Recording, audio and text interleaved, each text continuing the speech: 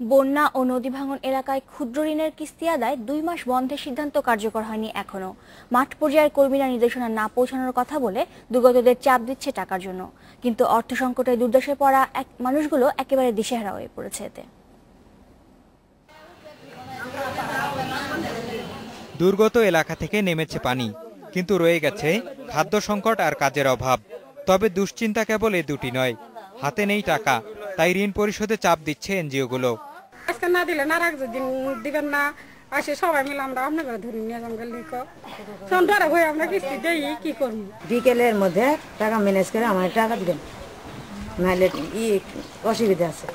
দুর্যোগের মধ্যেও এভাবে কিস্তি আদায়ের সংবাদ প্রচারের পর নিয়ন্ত্রক সংস্থা 2 মাসের জন্য আদায় বন্ধের নির্দেশনা দিয়েছিল সোমবার।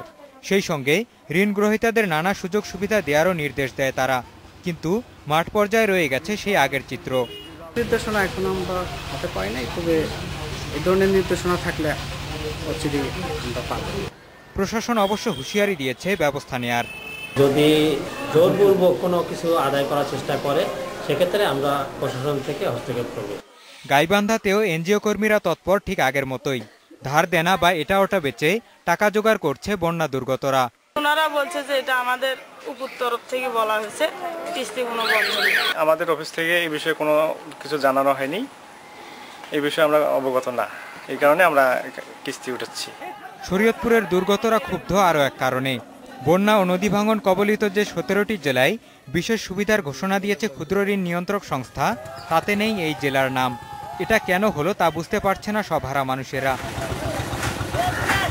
নিয়ন্ত্রক সংস্থা না ভাবলেও দুর্গতদের পাশে থাকার আশ্বাস দিয়েছে জেলা প্রশাসন।